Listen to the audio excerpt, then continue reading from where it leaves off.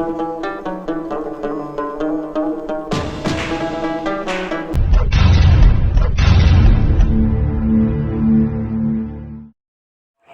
বন্ধুরা, তোমাদের সকলকে স্বাগত জানাই তোমাদের প্রিয় চ্যানেল ইঞ্জিনিয়ারিং লার্নিং চ্যানেলে। তো দেখো, আজকে আমি মেন ডিসকাশন করবো ক্লাস মাধ্যমিকের 2020 সালের বিগত বছরের প্রশ্ন উত্তর নিয়ে। তো দেখো, প্রথম প্রশ্নটা কী দেওয়া আছে? হ্যাঁ, কোনো মূলধন 10% দ্বিগুণ হলে বার্ষিক সরল সুদের হার উত্তর হবে কিন্তু 10%। ওকে, দেখো নেক্সট প্রশ্ন কি না, কিছু ছাত্রের বয়স হলো তোমার 10, 11, 9, 7, 13, 8, 14, এদের বয়সের মধ্যমা হলো, ঠিক আছে?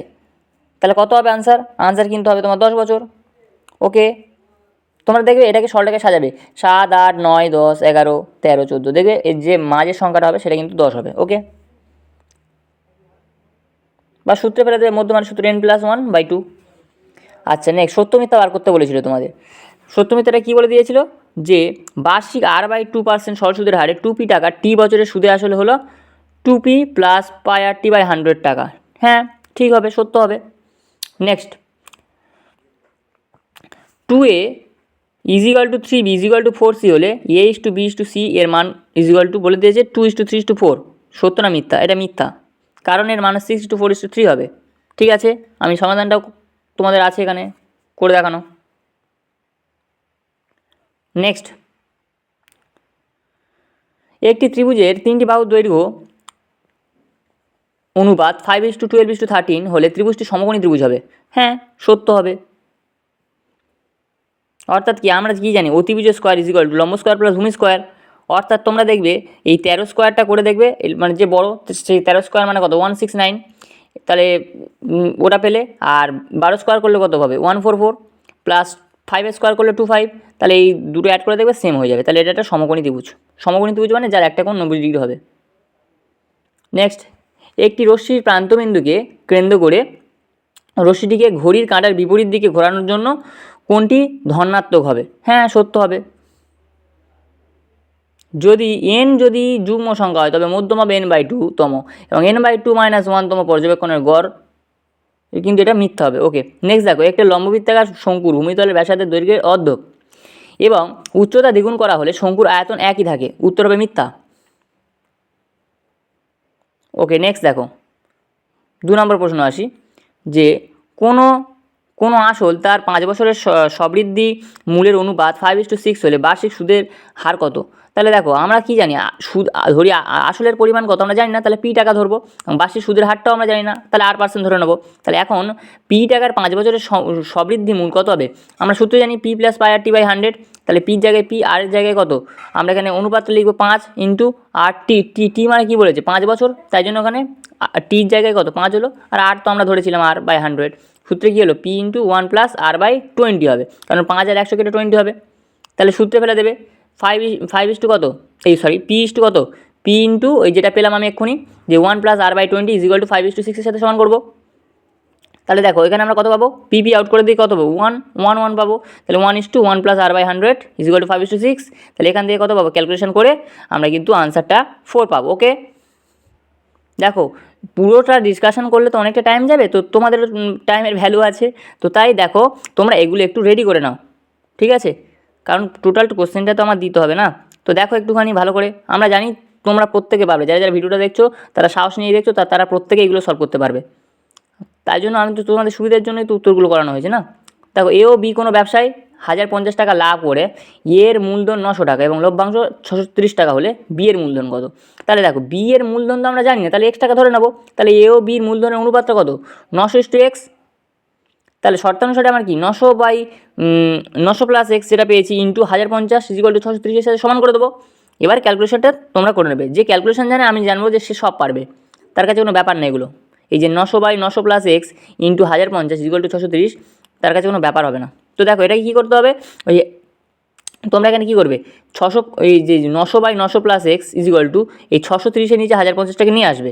নিয়ে আসলে এবার কী করবে তোমরা? দেখো, 0 কেটে গেলো, তাহলে 63/105 থাকলে ওখানে পড়ে, তাহলে এবার কাটাকুটি করবে। কাটাকুটি করলে 3/5 আসবে। এবার কোনাকুনি গুণ করে দেবে, 5-এর সঙ্গে 900 গুণ করবে, আর 3-র সঙ্গে 900 + x গুণ করবে, করে সমাধানটা করে দেবে, x এর মান বেরিয়ে যাবে। নেক্সট দেখো, হ্যাঁ, এক্স ভ্যারিজাস ওয়াই ভেদ থেকে দিয়েছে অঙ্কটা, x varies y, y varies z এবং জেড ভ্যারিজাস এক্স হলে ভেদ ধ্রুবক তিনটির গুণফল নির্ণয় করো। তাহলে গুণফল কী হবে গো? দেখো এক্স ভ্যারিজাস ওয়াই মানে কি আমরা কি জানি, আমরা ধ্রুবক রাশি একটা ধরবো কে ওয়ান, তাহলে x is equal to k one y, মানে কে ওয়ান একটা অশূন্য ভেদ ধ্রুবক, 1 নম্বর সমীকরণ।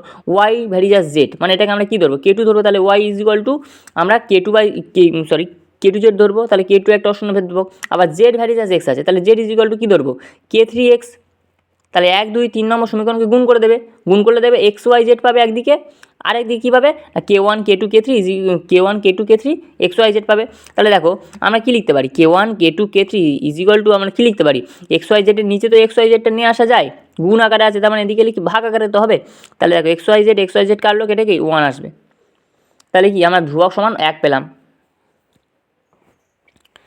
আচ্ছা নেক্সট দেখো, 5x² - 2x + 3 = 0 দিকের সমীকরণে বীজদ্বয় আলফা ও বিটা হলে 1/α + 1/β এর মান নির্ণয় করো।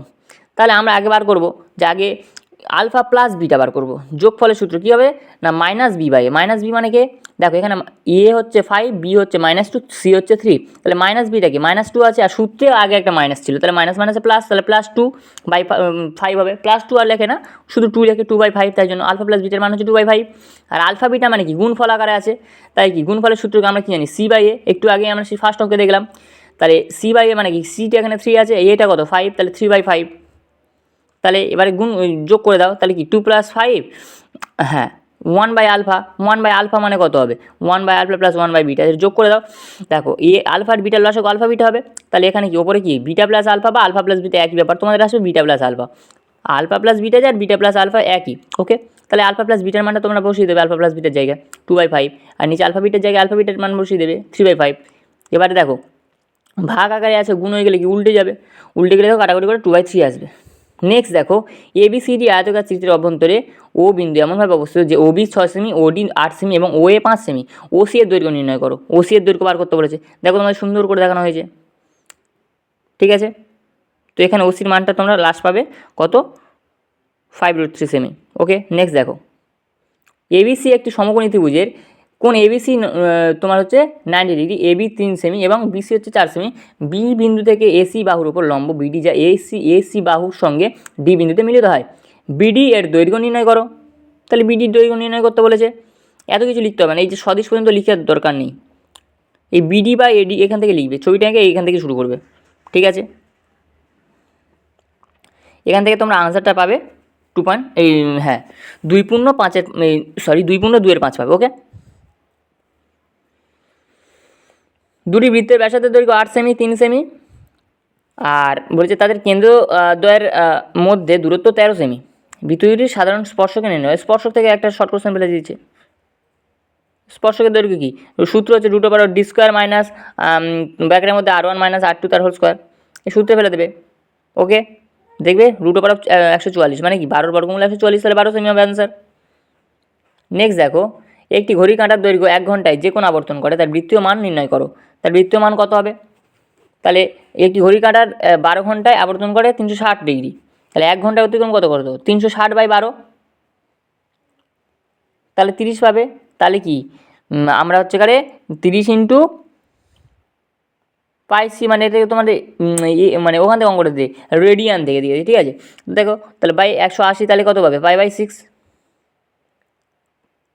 এর বৃত্তীয় মান তাহলে কত পাবে π/6। নেক্সট দেখো tan 4 থিটা tan 6 থিটা = 1 এবং 6 থিটা ধনাত্মক সূক্ষ্মকোণ হলে তাহলে থিটার মান নির্ণয় করো। থিটার মান কত হবে, এই একদম সোজা অঙ্ক, ত্রিকোণমিতি অঙ্ক মানে সব সোজা।